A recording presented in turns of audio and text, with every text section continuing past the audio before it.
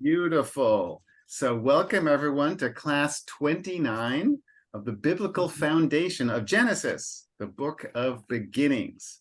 And we're finishing up with chapter 5 and entering into another incredible chapter, chapter 6 of Genesis, another highly dramatic chapter. So let's review last week's material. And we're going to start then with Genesis chapter 5, verse 24. Pedro, can you please read that in English? And Enoch walked with God, and he was not, for God took him. Very well pronounced. Thank you. And let me try that in Portuguese. E andou Enoque com Deus, e não apareceu mais, porquanto Deus para si o tomou.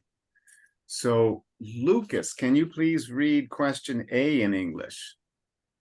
Why do you think God took up Enoch? Very nice. What an incredible thing. God took up Enoch. So why would God do that?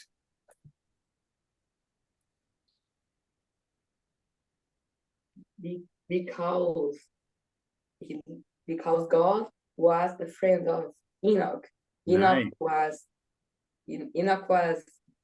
very obedient. Enoch obeyed God, to God, and make all the best things, all things good. Nice. So he was very obedient to God, or he, in past tense, he obeyed God. And what does that mean? There's a term that the verse we just read mentions that it does not happen often in the Bible. It says what? Enoch walked with God. Imagine that, walking with God. Now, it's unlikely because we know no sin can be in the presence of God. So it's something figurative, but still to walk with God, what a huge honor. And so there's actually more reasons why God took up Enoch to heaven. And we learn that in the next verse. So we go to one of the last books in the New Testament to learn more about Enoch. Because in Genesis chapter 5, it doesn't tell us very much about it, just that he walked with God. But now let's hear about Jude 14:15. And so Danny, if you can read Jude 14:15 in English, please.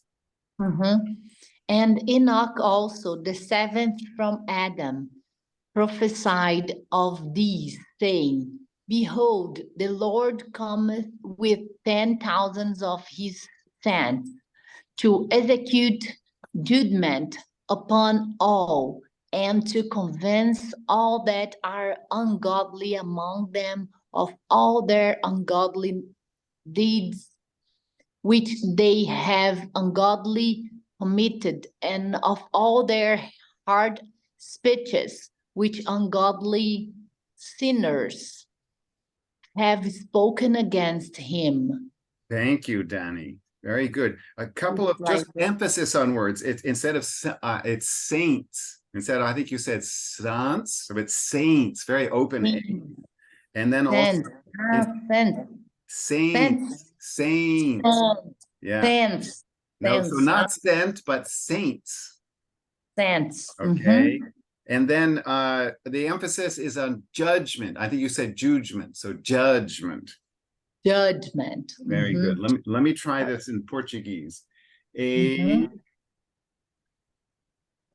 E destes profetizou também Enoque, o sétimo depois de Adão, dizendo: Eis que vindo o Senhor com milhares de seus santos para fazer juízo contra todos e condenar dentre eles os ímpios para todas as suas obras de impiedade que impiamente cometeram e por todas as duras palavras que ímpios pecadores disseram contra ele.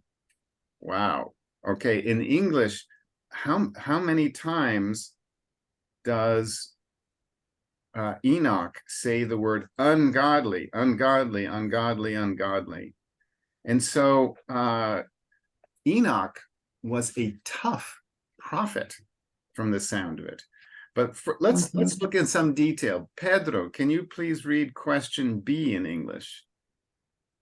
Enoch and Jude are professing what event? Very good. Are prophesying what event? Very good. Okay, so it's, remember, so Jude is telling us, giving us insight about what Enoch did, and he prophesied, past tense, saying, behold, the Lord cometh with tens thousands of his saints. What event is that?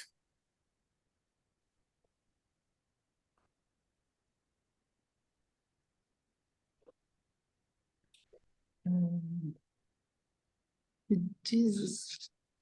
So when does the Lord cometh with 10,000s of his saints?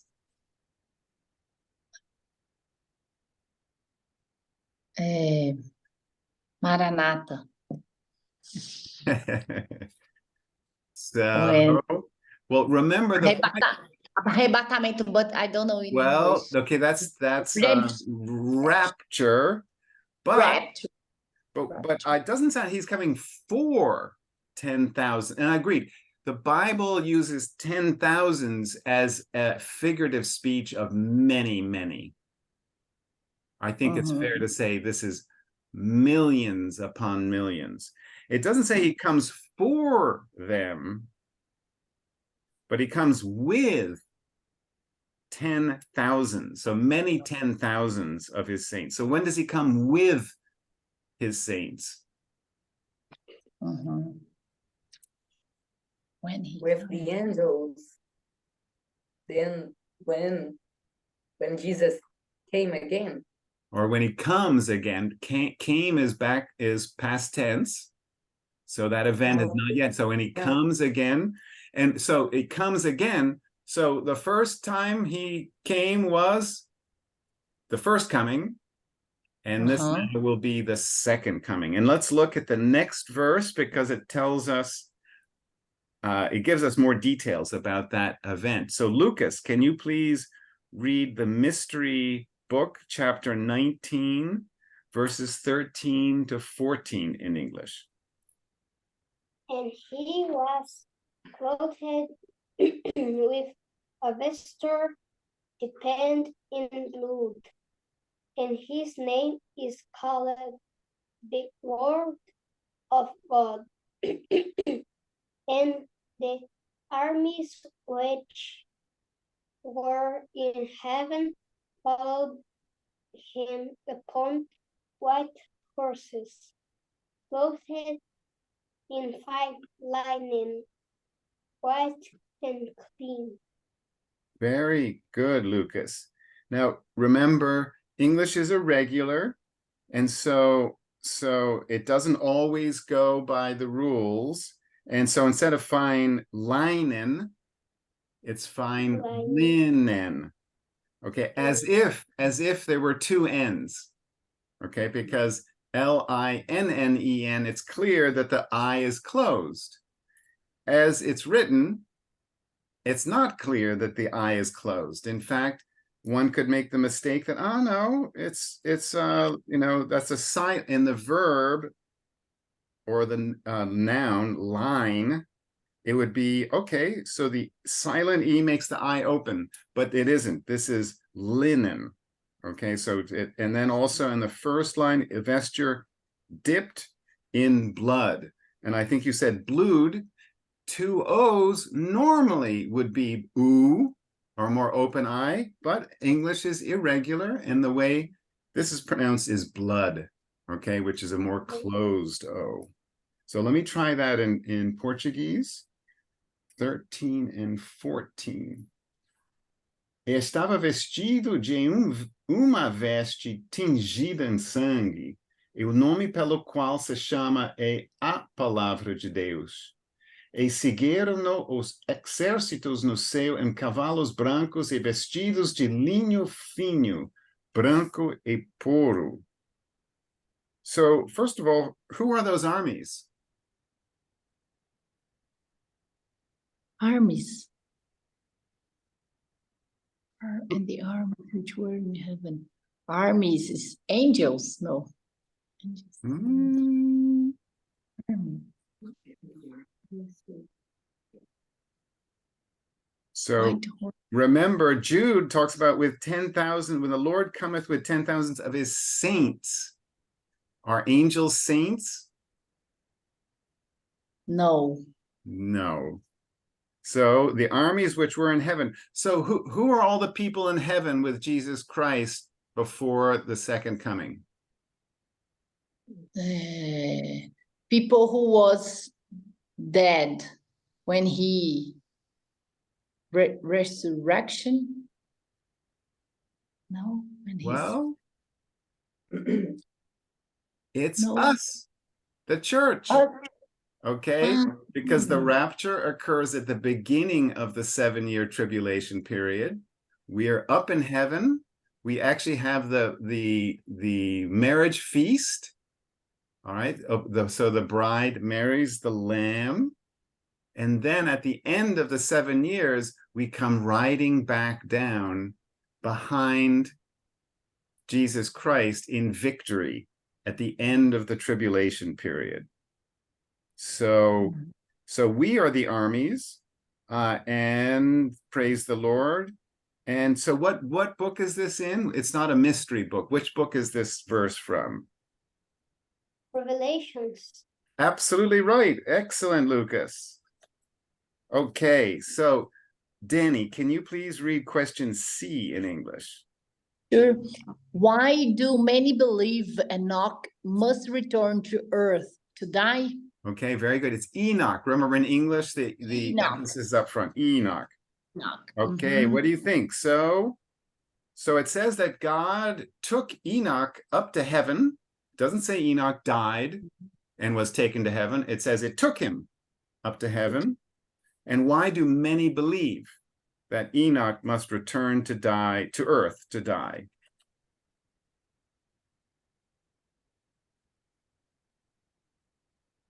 Because the judgment. Judgment. Yep, absolutely. Judgment. And what you mean? There's a judgment when? When does the judgment occur? After Jesus come second. Yeah. Well, it's a good question. The final, there's the judgment seat of Christ in heaven is about our rewards. Mhm. Okay, but this is there's another judgment at the end of the millennial period, and that's the white seat, the white seat of Christ. But this is then general. So what?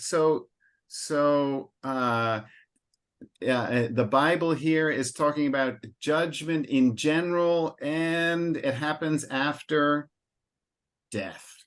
And let's look at the next verse, because that's why we know this. So Pedro, can you please read the mystery verse, chapter 9:27? And as it is appointed unto men once to die, but after this the judgment. Very well pronounced. So let me read that, excuse me, let me read that in Portuguese. So that's 9:27. E como os homens está ordenado morreram uma vez, vindo depois disso o juízo. Good evening, Emily and Monica. How lovely to see you. Welcome. Hello. Hello. Very nice. We're thank you for joining us. You probably can tell we just read. I haven't given away the book yet, but at the very top of the second page, there's a mystery book, chapter 9, verse 27. Is your audio working? I don't think I heard anything from you yet. Yes, I can Okay. hear it. Okay, now I can. All right, good. So all systems go. All right. So first of all, which chapter is this? Or sorry, what book is this that we just read? Chapter 9, verse 27. Does anyone recall from last week? Hebrews. Absolutely right. Thank you, Lucas. Lucas is nailing the books of the Bible. This is his second correct response on which book the mystery book was. Yeah. Excellent, Lucas, a Good. true Bible scholar. So this is the verse that tells us it's appointed, meaning it has to happen, with one exception, and the exception is the rapture. But it's appointed unto men once to die. Now, do you think that they can die and then die again and then die a third time? No. No. Okay. So what does that eliminate? That eliminates what? There's a big word for that fancy, horrible philosophy.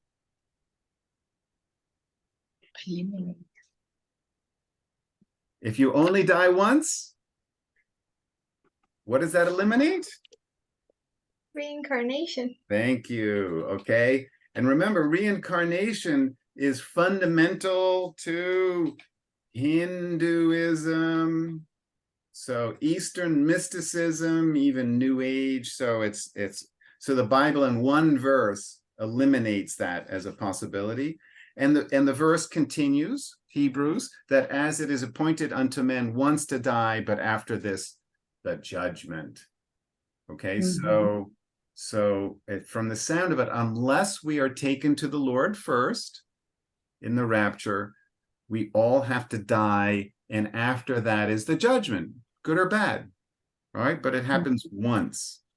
So given that explains why people believe that Enoch has to come back. The rapture has not occurred. And so he has not died yet. So maybe he'll come back. So let's go to question D. And now so Monica, can you please read question D in English? Okay. When is it believed in Enoch will return to earth? Okay. So who remembers that? When do you think, when is it believed? It's not clear. It's not explicit in the Bible. But when do you think people believe he will return? When is it possible that he will return? When is it likely he will return? For the first 3.5 years during the tribulation. Yep, absolutely. So tribulation, and absolutely right. And let's go take a look at the verse. And so Emily, since you have the honor then of reading the mystery book, chapter 11, verses 3 and then 7, please. And I will give power unto my 2 witnesses, and they shall prophesy 1,260 days, clothed in sackcloth. And when they shall have finished their testimony, the beast that ascendeth out of the bottomless pit shall make war against them, and shall overcome them and kill them. Okay, thank you. Ouch. What horrible. So, Lucas, what book is that from? So you can go 3 correct answers on the book in a row. Is Revelations 2. Absolutely right. Congratulations. The book of Revelation as well. Let me try that in Portuguese. E darei poder. As minhas 2 testemunhas e profetizarão por 1260 dias, vestidos de saco. E, quando acabaram o seu testemunho, a besta que sobe do abismo lhes fará guerra, e os vencerá e os matará. Wow. Okay, so this is the theory, and the theory is that Enoch returns as one of the 2 witnesses. And here is a question which might give might help substantiate or give testimony as to why God chooses Enoch to come back to be one of the two witnesses. So, Pedro, can you read question E, please, in English? What kind of witnessing might motivate the beast to kill them? Okay, and let's speak specifically of Enoch. So what kind of witnessing might motivate the beast to kill them? So as Emily said, 3.5 years that the two witnesses are saying something. Do we have an idea what kind of things they're saying?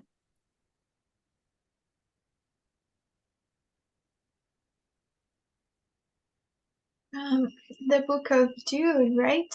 Yep. Of repenting.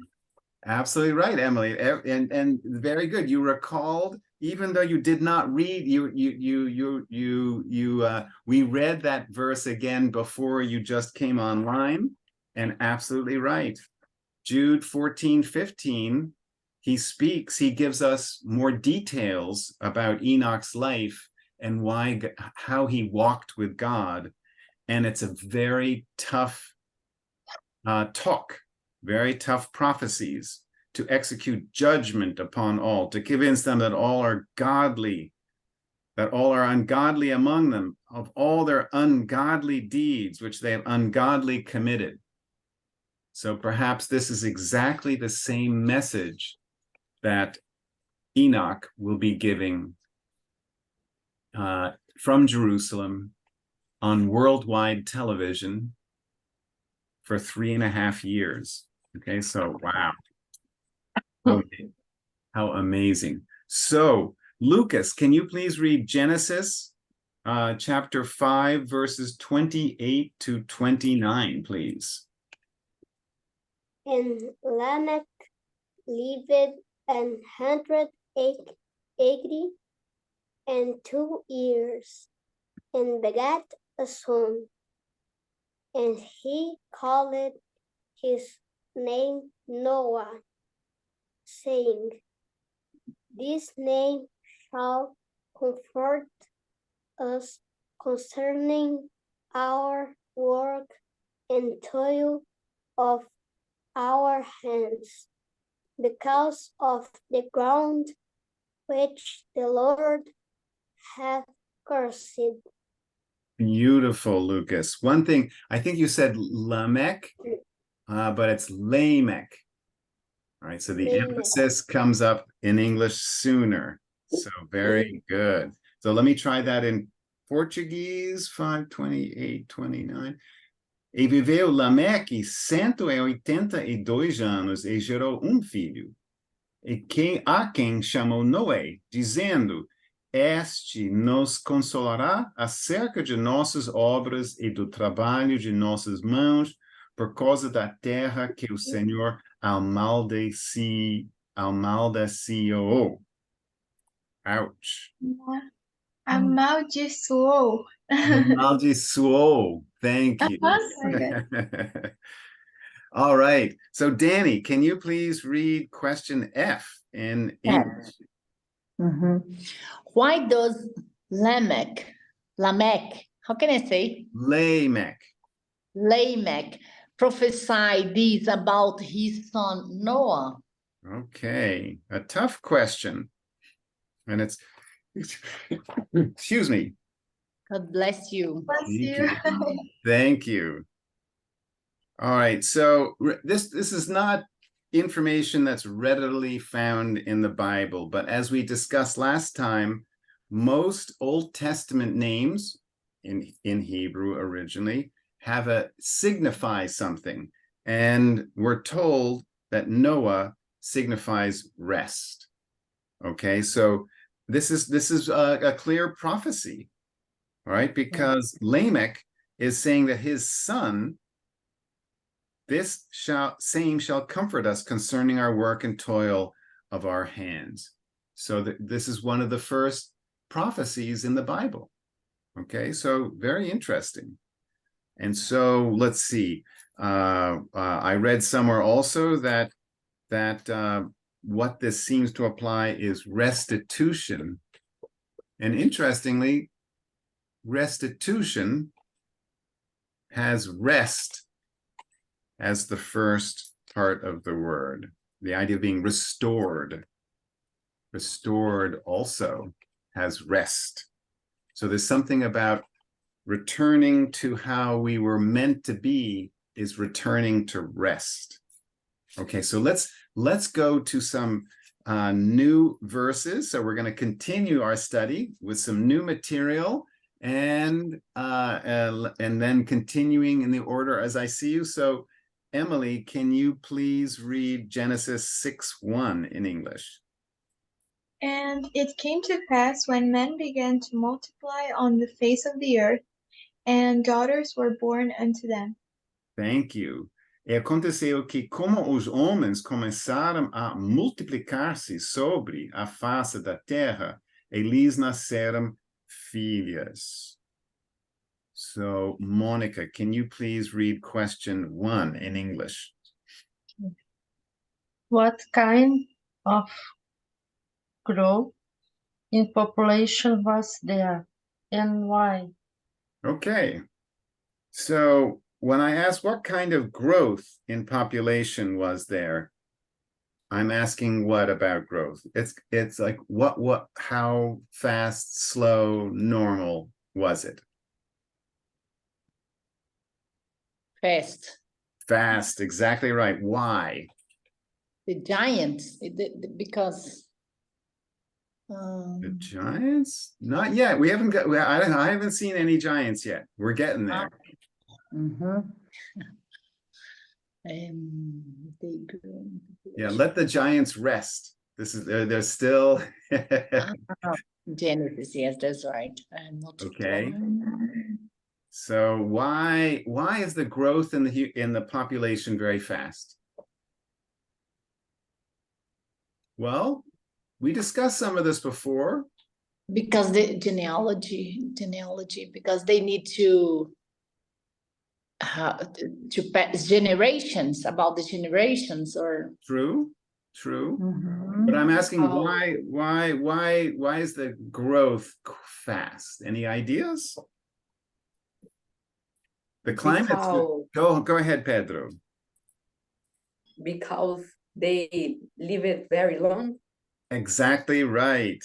Okay. So the growth rate was probably exponential. If someone is living 900 years and they start reproducing, I don't know, at 100, the young age of 100, they're producing daughters and sons for 800 years. Right. And if there's the pregnancy is 9 months, let's be nice to the kind wife and give her a 3-month rest. A new baby every year. So that's 700 children from one couple, one married couple. 700 children. Okay, is possible. So God said, go forth and multiply. And they were like, yes, sir. Okay, so very fast growth from the sound of it. So Pedro, can you please read Genesis 6:2 in English? That the sons of God saw the daughters of men, that they were fair, and they took them wives of all which they chose. Okay, we're almost going to spend the rest of the class in this one verse. Okay, it's a very important verse. It's somewhat controversial. There's opinions on one side, opinions on the other, but let's take a look at this then slowly. So Lucas, can you please read question 2 in English? Who are the sons of God, do you think? And why? Okay. And this is not the Mineiro Y. This is the English Y. Mhm. All right. So what do you think? Why? Sons of God is from Noah, right? From Well, let's see. It says that the sons of God saw the daughters of men. So my question is, who are the sons of God? in this case is the angels. Okay. Okay. So Mhm. so I agree with you. Sons of God are the angels. And but why? Aren't we all children of God? So why do you think then sons of God means angels and not humans? Good question.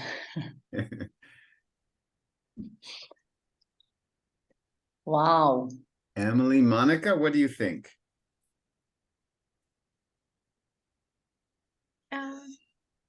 Maybe because most instances of this word in the Old Testament refers to angels. Okay, I agree with you entirely. Now, in I was fact, reading the commentary from John Gills, the same that I mentioned in other classes, and he said that it's possible that they may be the godly generation too. There is controversy of what it means. exactly, Right? Yeah. exactly. I agree. There is, and that's why I said this verse has controversy. Uh-huh. So, but I agree. Well, let's think about it together. First of all, I'll say up front, in the Old Testament, sons of God always means angels. Okay. In the New Testament, it gets a little more confusing. Now, in the New Testament, are we literally sons and daughters of God? Are we literally children of God? In the New Testament.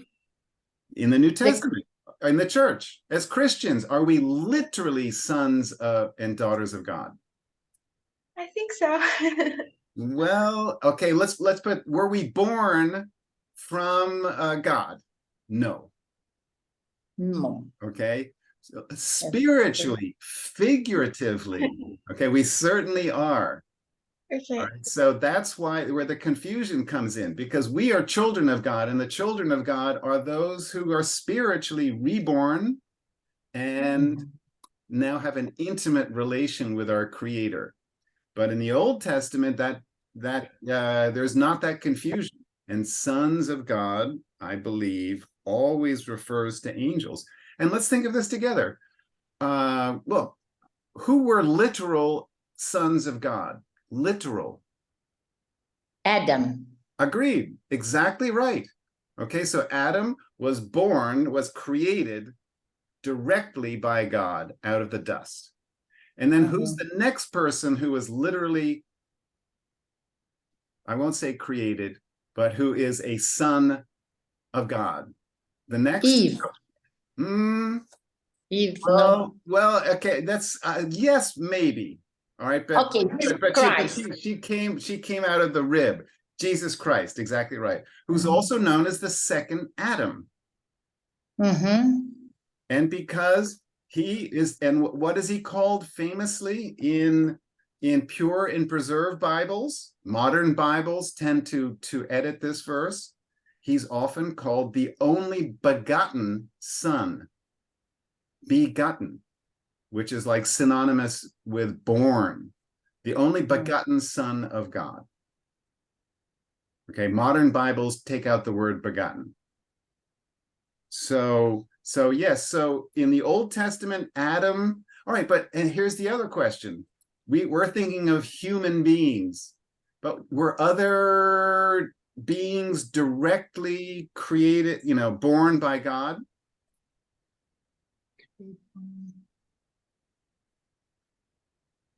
Now, exactly right, Emily, exactly right. Now, you could say all animals were born of God, right? Or God created them. But there's something specific that the angels were not born of each other, because in heaven we know angels do not marry and they do not have children. So in that sense, every single angel is created of God. Okay, so and that's why sons of God in the Old Testament, right, you take out the only exception, which is Adam, and then sons of God can only mean angels. So that's the thinking. Why, and it's very important, because I've heard too, there's the theory that there's other sons of God and they were, certain tribal groups or something.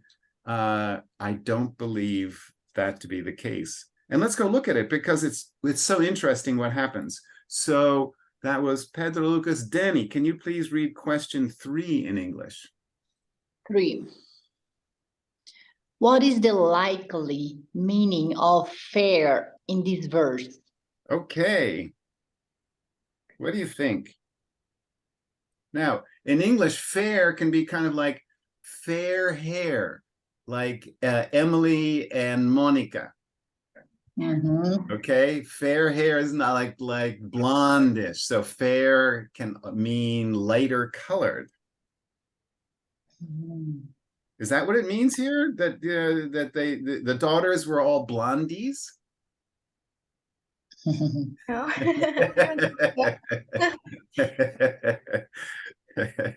Were they all Marilyn Monroe? No. Well, maybe, but what do you think? What do you think fair could mean? Let's think it through together. Not literally. What's it implying? Implying a person who is fair. It's like that. A person who is fair is like a person who knows God and obedient in his commandments.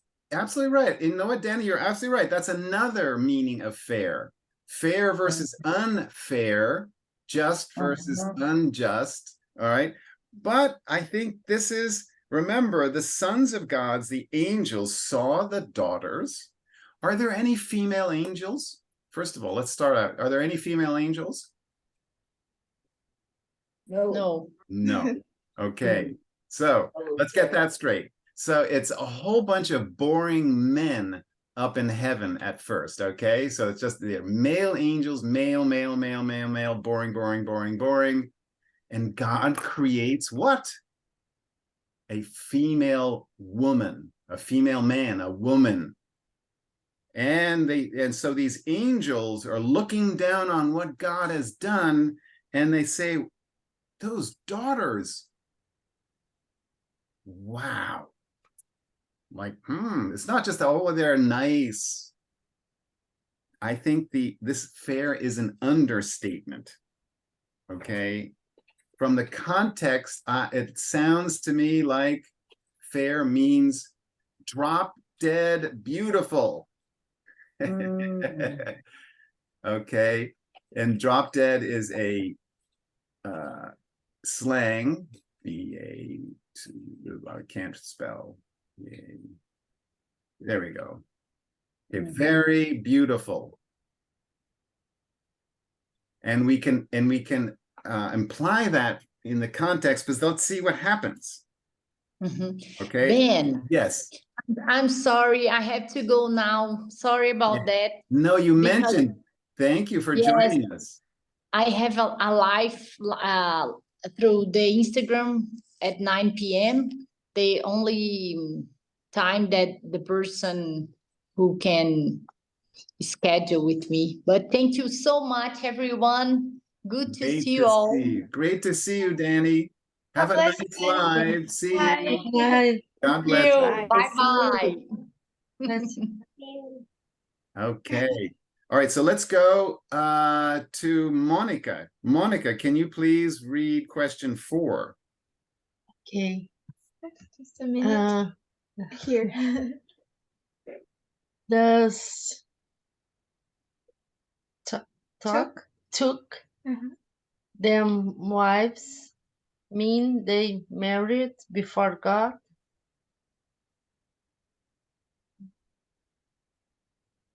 All right, it says wives. Doesn't wife mean, or wife means you get married. And so my question is then, took them wives mean they married before God? In this case, what means before? Okay, so good question, because before it has two principal meanings. One, before is like before my face, in front of. That's one. So before, and the other is in before as in the past, so in a time sequence. So this to marry before God doesn't mean that they married prior to God. It means they married, the question is, they married in front of God. Okay, does that answer your question, Pedro? Yes, thank you. All right, so what do you think? Did they marry before God? Yes.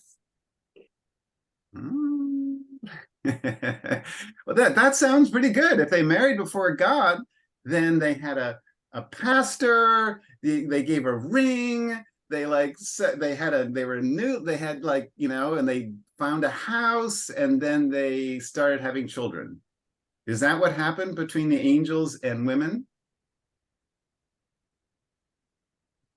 I think so. Well, it could be. Emily, what do you think? Yeah, I was seeing in the commentary, and it's so interesting. He has a similar idea as you were saying. The commentary argues for not angels, but another group of people. But even though in this verse he adds the same meaning, that it's not before God, that it is that they chose wives not out of godly character, but because they looked beautiful. Okay, that's good. I like that commentary. But let's think of, and they took them wives of all which they chose. All that they chose. Well, that doesn't sound like a godly marriage. So, because this can be interpreted several ways, that every angel chose his wife, and the wife had no impact, right? So it wasn't like a mutual marriage. It was like the husband, the angel says, you're going to marry me. The other interpretation of they took them wives of all which they chose is they had multiple wives. Oh, that's very bad. Exactly. Yeah, thank you, Emily. Okay, so wives of all which they chose. Okay, so what am I'm getting at? This took them wives is a euphemism, okay, in my belief. And again, euphemism, okay, and if I spelled it correctly, and because the Bible does not use sexy language. Okay, the Bible uses biblical language. Okay, it doesn't let dirty thoughts enter our heads. Modern Bibles do that a lot. A pure and preserved Bible uses biblical language, and you need to interpret it in the context. And so, in my belief that this is a it's euphemism, excuse me, euphemism. And this is the same as the euphemism to know. For a husband to know his wife, okay, in a marriage context, for the husband to know the wife means what? They have children. Okay, so, or they complete the marriage contract. So here we are. This possibility is that these sons of God, who I believe, and I believe the context supports, are angels, and I believe Bible teachers who say sons of God always mean angels in the Old Testament.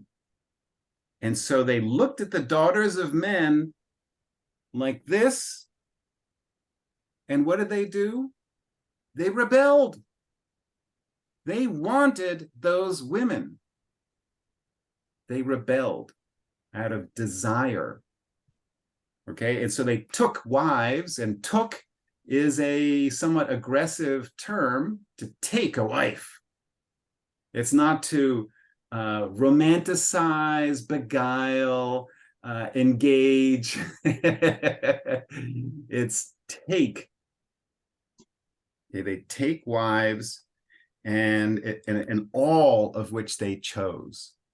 All right, so every angel got his own human woman, or he got more than one. All right, so let's look at, yes, I have Emily. a quick question. Yeah. Do you know if there is another verse in the Bible that talks about taking a wife, or is it just here? I don't know specifically of another. In the Old Testament, it's possible, you know, that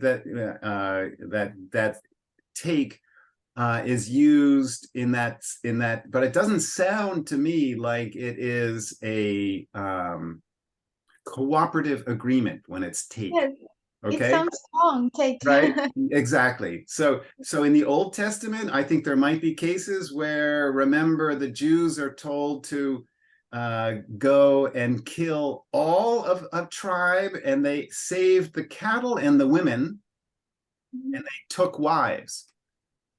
All right, so that's possible. So anyway, but let's continue on. So just to think how bad a situation this is. And remember, chapter 6 of Genesis paints a very, very, very dark picture. And let's continue to think, well, why is that? Why do you mean? Why do you say that? So Pedro, can you please read question 5 in English? How many fallen sons of God were there? Okay, so what am I getting at here? So remember, I've already hinted that from the sound of it, the angels, and it doesn't say yet that they're fallen angels. So this is angels in heaven. They're looking down to earth.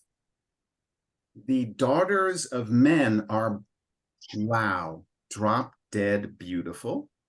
And they are overwhelmed with desire, and they do what?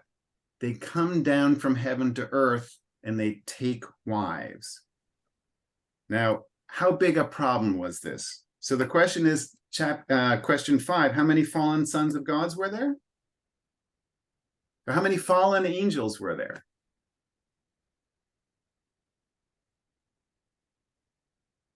A few? More than a few? I think many. Yes, Many Andrew. Many, many, many. Another kind of slang is a ton of them. And let's look at the next verse to get an idea of how many could many be. So Monica, no, wait a second, Pedro. So Lucas, can you please read the mystery book, chapter 12, verse 4, please? When his tail drew the first part of the stars of heaven, and did cast them to the earth, and the dragon stood before the woman which has ready to be delivered. Thank you. Yeah, go ahead. For her child as soon as it was born. Very good. Wow. Okay. So as his tail drew, and the planet we are on is Earth. Planet Earth. Okay. So Lucas, what is the mystery book? Revelations. Thank you. Excellent. All right. So perfect. I think Lucas batted 4 for 4 or 5 for 5. This is like very high correct answers. Thank you. So let me try this in Portuguese. It is: E a sua cauda levou após si a terça parte das estrelas do céu e lançou-as sobre a terra, e o dragão parou diante da mulher que havia de dar à luz, para que, dando ela à luz, lhe tragasse o filho. A question: who are the stars of heaven?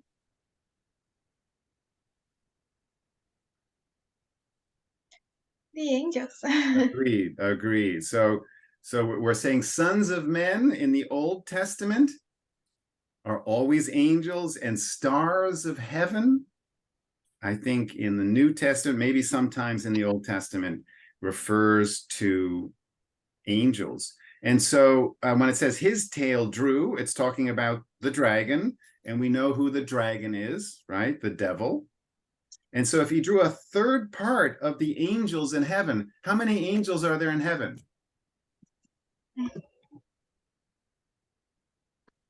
Two-thirds. Okay, but I mean, a few angels? Is this like 1/3 of just 10 angels? Oh, maybe millions. I don't know. Exactly. We don't know, but I think it's fair to say there are a ton of angels in heaven. There are many millions of angels in heaven. And so that means what? If 1/3 of many millions of angels rebelled, all right? So Satan drew 1/3 of all the angels into his rebellion and cast them to the earth. And when did when did they come down to the earth? Well, we just read it. Genesis 6:2. All right, that was their moment of rebellion.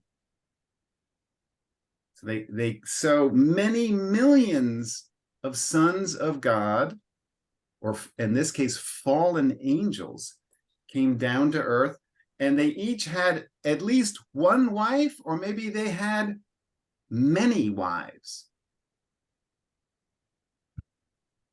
Do you see? This is a real problem.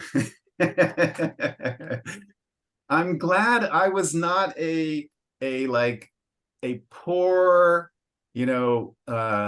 man at the time when all of these angels are coming down from heaven and wooing. And either they took them, if you think when Lot was visited by 3 angels, were these good-looking angels or ugly angels? I think we're looking. I don't know. You bet they were. Remember, all the men wanted to have relations, wanted to know the angels. Okay, so that sounds like angels, and they can be like really good looking. So like this is like hulks. So I'm so glad I was not a human then, competing with millions of drop-dead handsome angels. Okay, but the women are like, get out of here. They're going right over to that angel without knowing it, or that fallen angel. Okay, but are you seeing the size of the problem we are now having on Earth? Potentially millions and millions of fallen angels are coming down and having more than one wife, having many wives, as many as they chose. So, well, here, I kind of blew the next question, but let's see. When we're finishing up, I promise, Lucas. And so, Monica, can you please read question 6? The state all which they chose imply one wife only. Okay, it's kind of a rhetorical question, and I've already said it doesn't sound like it to me. It's possible, again, that they take all which they chose. So all took the one they chose, but it also can mean take all, multiple ones that they chose. Okay, so I think it means more than one. And then, Emily, can you read question 7, please, in English? How many likely such unions occurred? Well, we kind of just answered. A few unions or many, many, many?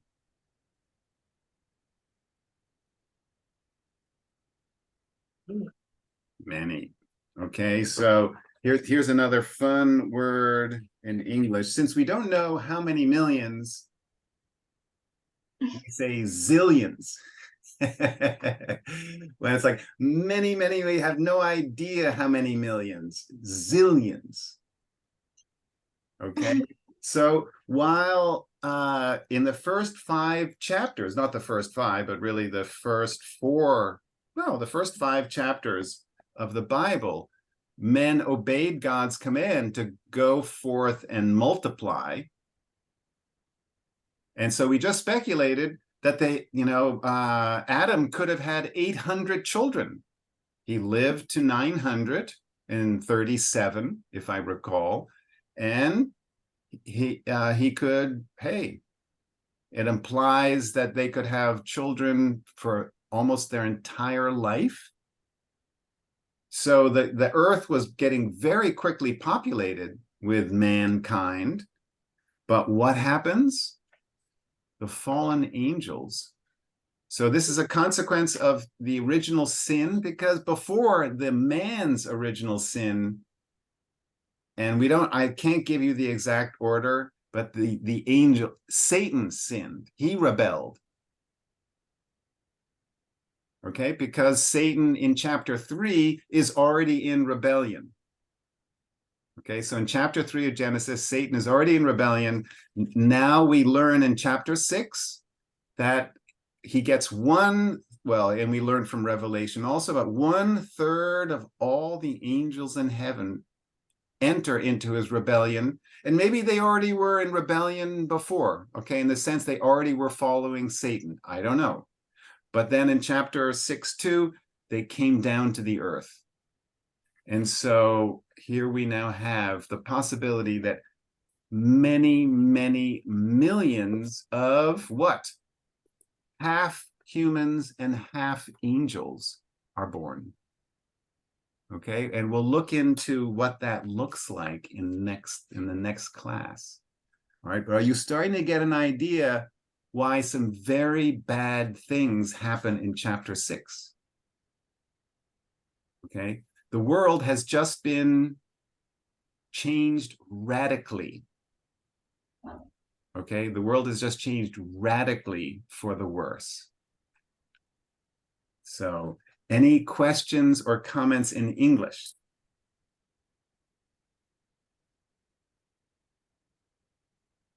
No. So, okay.